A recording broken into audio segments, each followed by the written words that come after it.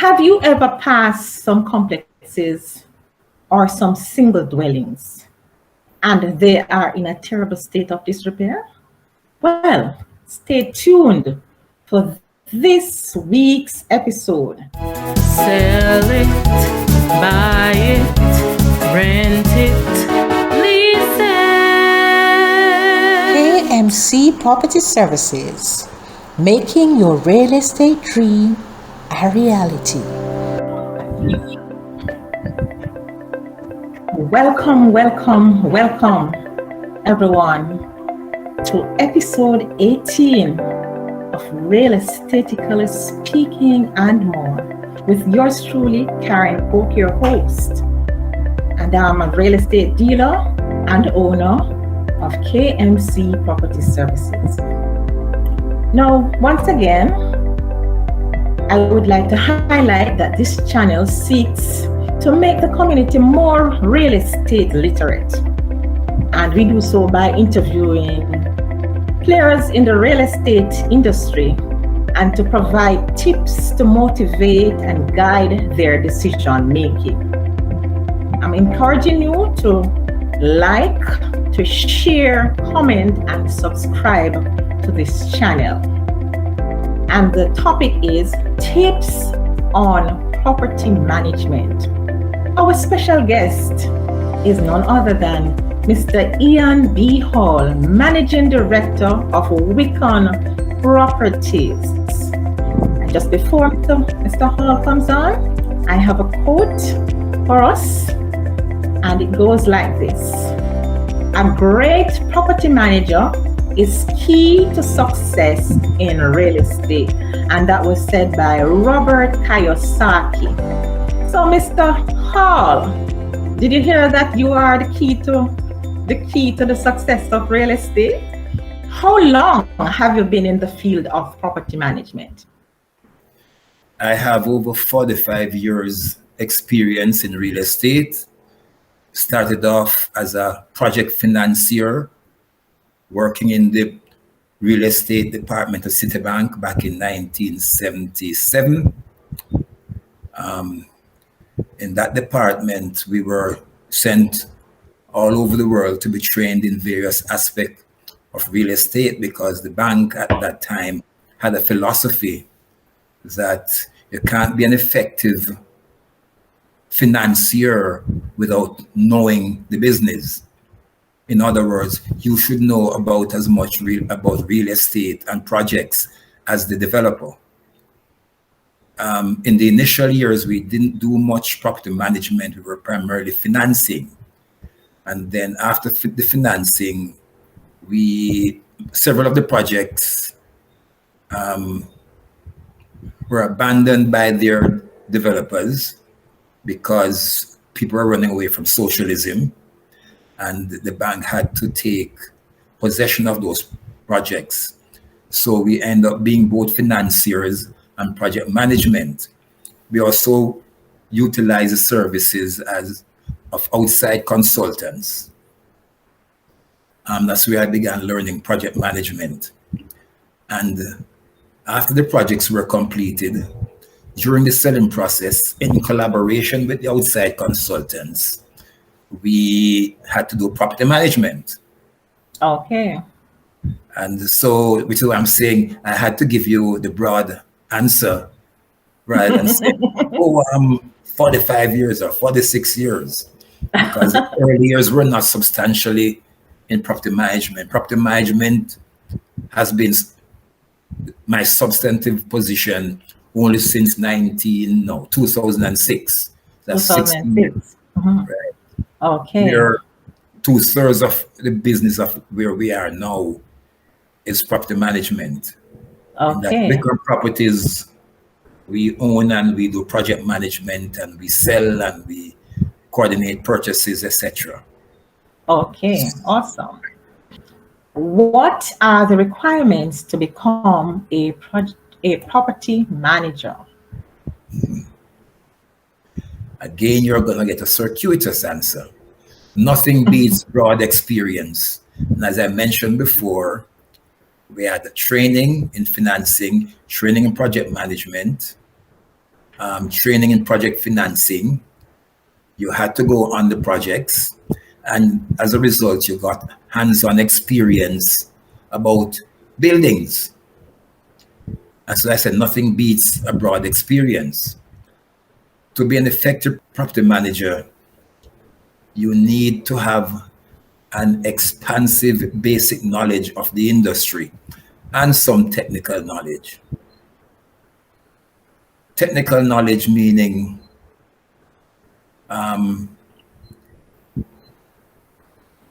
if you're in a commercial building and you're the manager there, you need to be able to calculate rentable space separate from growth space. And it's a mistake I've seen repeatedly. If you have one tenant, then you rent them the entire building. But if you have 28 tenants, there has to be a basis to allocate space that is 99.999% accurate. And many property managers don't know that basis. You need to know some of the technical jargon used in the industry. You need to know what a building envelope is. And I'm not talking about an envelope that you use at the post office. It's a building envelope is the exterior structure. You need to know enough of the industry that you can make recommendation to reduce recurrent costs. Right. And then the fourth one, which is very important and which I dare say most property managers in Jamaica are not, you need to be approved by the real estate board. Right. You ought to be approved by the real estate board except to manage your own properties. What does the job of the property manager entails? A property manager should be coordinating maintenance of a property. We prepare and submit invoices on behalf of the owners. We collect fees and rents due to the owner. We pay bills on behalf of the owner. We establish performance standards for staff and service providers. We recommend upgrades and manage the implementation of the upgrades, assuming that the owners agree to the suggestions we make. Quite often they ask us to manage that process. We prepare administrative and financial reports. Okay. We meet with owners periodically. Some owners want to talk to you every day. Some want to talk to you monthly. Some will say, don't bother me, just send me my rent. Call me in an emergency if necessary. And we also liaise with attorneys on behalf of the owners, among other things. But those are the major ones I can think of at the moment. Okay. Thank you so much. That sounds very substantive. All right. Is there a difference in the management of strata properties, that is residential or / commercial? Yes, significantly. The Act and the bylaws sets out how income and expenses are to be allocated to owners. For strata, there is a principle called unit entitlement. You pay a proportion of expenses based on the size of your unit. So if you have one unit that is 50 square feet and one unit that's 100 square feet, another unit that's 200 square feet, they don't pay the same amount in maintenance. Or if there are income streams to the association and there's a profit from that income stream, then it's allocated accordingly. The maintenance fees are not based on unit entitlements. They are based on, okay, unit number 1, unit number 2, unit number 3, unit number 4, they divide them by 4. And everybody pay the same amount, which is wrong. The law says you must do it by the approximate square footage. The Act also establishes a procedure of how you can attach a lien on a unit that is in arrears. a owner who is in arrears in his payment of maintenance fees and tries to sell, the executive committee can block that sale until the arrears is paid or there is a acceptable undertaking to clear the arrears, usually from the proceeds of sale. Okay. So those are a few of the ways that the strata is different from every other type of property that we have, whether it is a house, whether it's an association, it's a commercial building, etc. You have home associations that are not strata. What governs the management of those, or how is the management of those done? That is almost like managing your house in many cases, because while the developer and the lawyers who are experienced in the industry, what they often do for associations will establish a company that is owned by the owners. And a part of the sale agreement, there will be an addendum whereby the buyer will sign acknowledging that he or she or the entity buying is a member of the association and undertake to pay properly levied dues. Somebody has to pay to cut the lawn. Somebody has to sweep the sidewalk. Somebody has to maintain the roadway. Common areas. You may have lighting. Yeah, again, common area. However, from my experience, we find that after about, in many cases, from the second sale or the third sale, the legal requirement to be a member has been forgotten.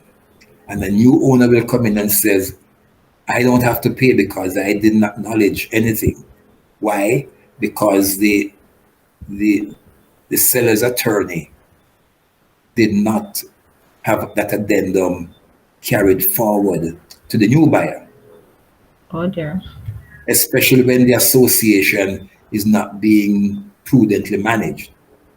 Yes. Many associations are run by one person who collects from those people who are paying and pay the bills.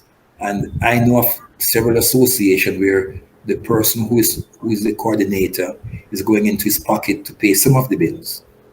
Oh my. So it's not abnormal. For a commercial property, you need a much higher level of technical knowledge to be a manager. Yes. You ought to have some basic knowledge of electromechanical systems. Yes. So that when the technician come and tell you that the compressor in the air conditioner is faulty, at least you know what a compressor is. You don't need to know how to fix it, but when you see the compressor is replaced, you know what the compressor is. Managing a dwelling is probably the simplest of all.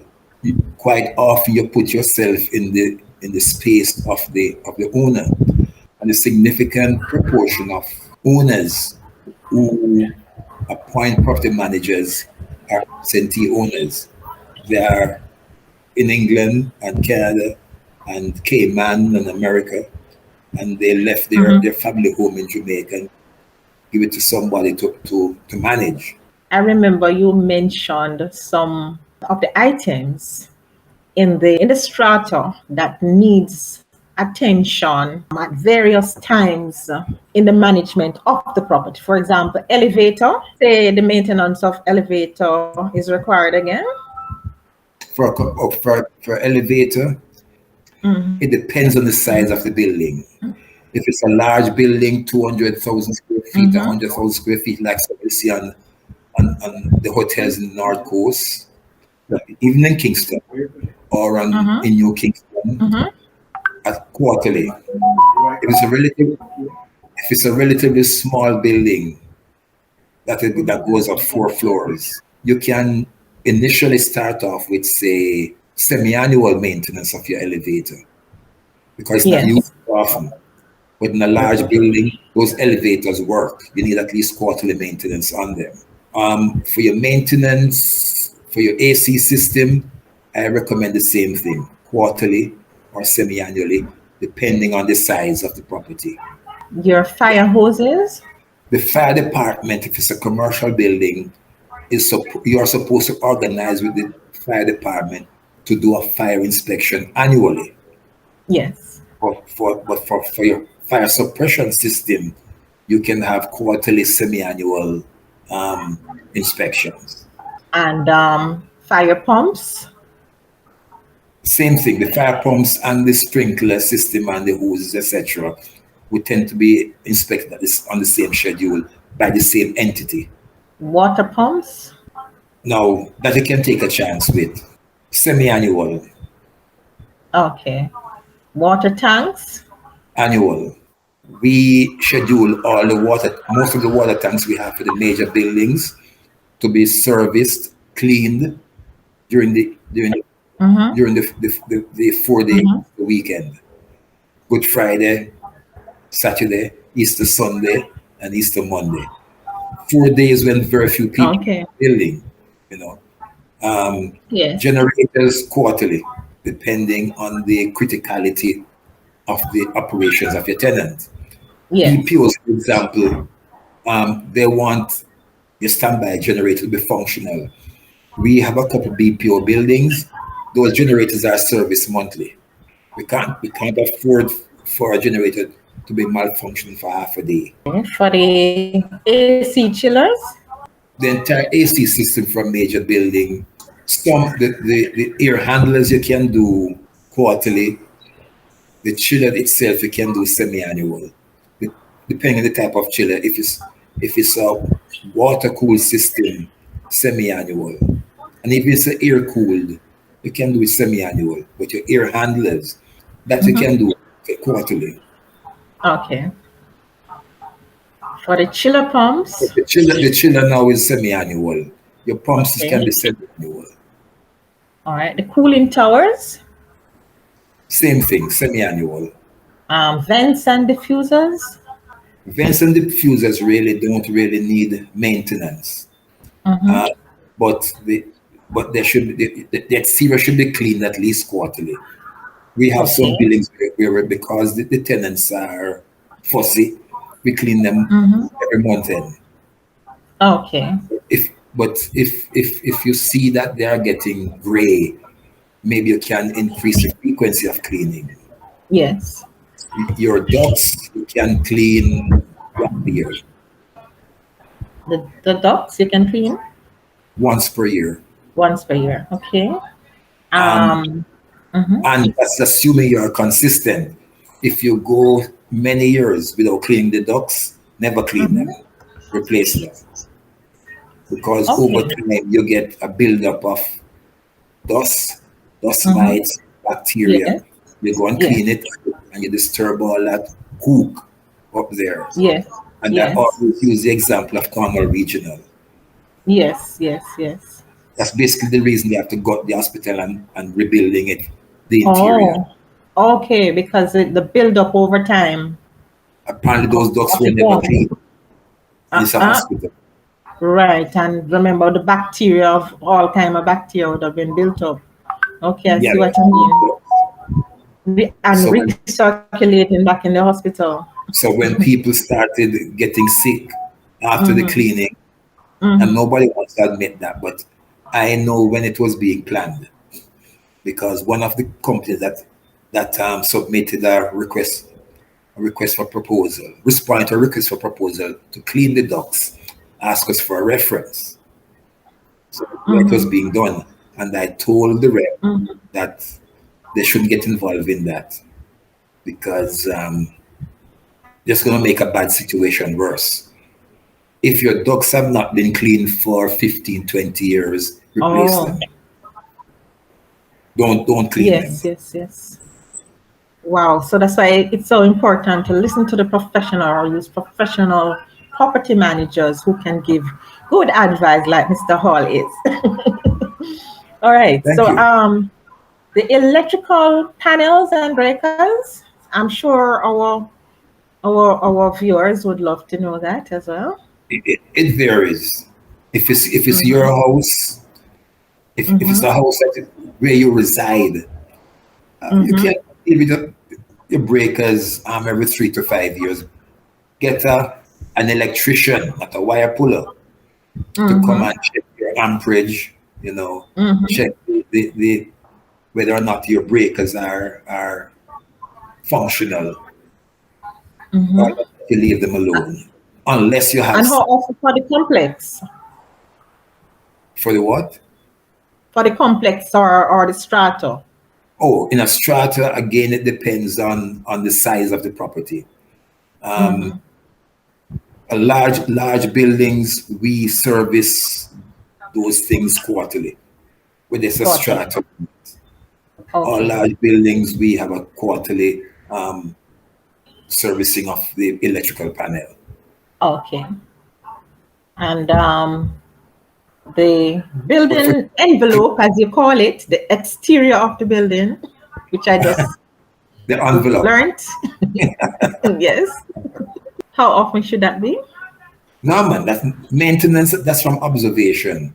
But Mm-hmm. we recommend, if you're Mm-hmm. managing a commercial property, we recommend you that Mm-hmm. you paint every 3 years. But Mm-hmm. if it looks good, Mm-hmm. don't waste the owner's money. And I remember you mentioned the type of paint, so please Yes. mention the type Use of paint. use a mid-grade paint. The Mm-hmm. low-grade paint is wasting money, because Yes. if you use a mid-grade or a high-grade paint, you can wipe it. You can Yes. power wash it. Mm-hmm. With the low-grade paint, if you begin to wipe it, it begins to strip, it begins to lose Yes. pigment, and the building Right. is ugly. Yes. Yes. The painters will charge you a little bit more. The paint itself will cost a little bit more, but it's worth it. You can Yes. Yes. you can wipe it and power wash it a couple of times before you need to repaint. Yes. Right. Right. There is Okay. an Thanks. option with low grade paint. Yes. For sewer systems. So a system for a single house, you leave it until there's a problem. Don't Mm-hmm. waste your money. There's no reason to Yes. check it unless there's a problem. Right. For commercial properties now, you could arrange a periodic inspection, and a period can be inspection. And if you're on a sewer system, like in many parts of Kingston and some other urban areas, you Yes. you can bring in your inspector, Plum. or a plumber Plumber. who Mm-hmm. specializes in sewer Mm-hmm. system. All Yes. right. So, the plumbing, how often should this be checked for the As complexes a general, and as a for general the rule, single dwelling, if at all? you leave sewer systems for when you have a problem, or a problem is anticipated. Um, the toilets are not flushing as efficiently as they used to. The wastewater from the hand basins are not going through the system as easily as it used to. Then Yes. you get preemptive, and you check and clean. Most likely it requires cleaning, because obviously over time you're gonna have a buildup of sludge in the pipes. Mhm. All right. What general tips can you give to homeowners to maintain their properties so that they do not go in disrepair and lose their market value? Early repairs. Something begins to go bad, fix it early, especially where you have water intrusion, leaks coming through the window, coming through the roof. You get those fixed quickly as possible. Electrical, you have lights that are flickering. You have plugs that, when you plug in, you hear a spark, or you see a spark. Get that fixed immediately. Paint periodically. Don't wait 20 years to repaint. Walk around your property periodically. See if you see any termite trails. Once you see a trail near your house, call an exterminator. Make noise when you see the community is being changed. In other words, then people start opening offices two houses down the road. Sooner or later, you're gonna have a garage 4 houses down the road, and then you're gonna have trucks being serviced 8 houses down the road. try and be active and assertive about maintaining the character of your community. Now, when it gets really out of hand because you're the only voice in the Oh, community. because I was about to say that I do know of communities where people were vociferous about it, but yet the character of those communities got out of control, and the All people right. just eventually had to sell and move. Yes, I'm saying is but there is you're selling a move, but quite often if you're selling to someone who wants to use your house as a commercial entity, usually they pay Things more of use. because Yes. it's not gonna become a Commercial status. commercial entity, so you will get Mhm. more than it was last valid for when the entire Yes, house yes. As a was residential. so Mhm, that's the mhm. only positive about Right. neighborhoods, what we call them, neighborhoods in transition. What advice would you give to someone who wished to enter this profession? Learn as much as you can about facilities management through either academic or on the job training. You can do a certificate to start, you can do a diploma, and there are institutions overseas.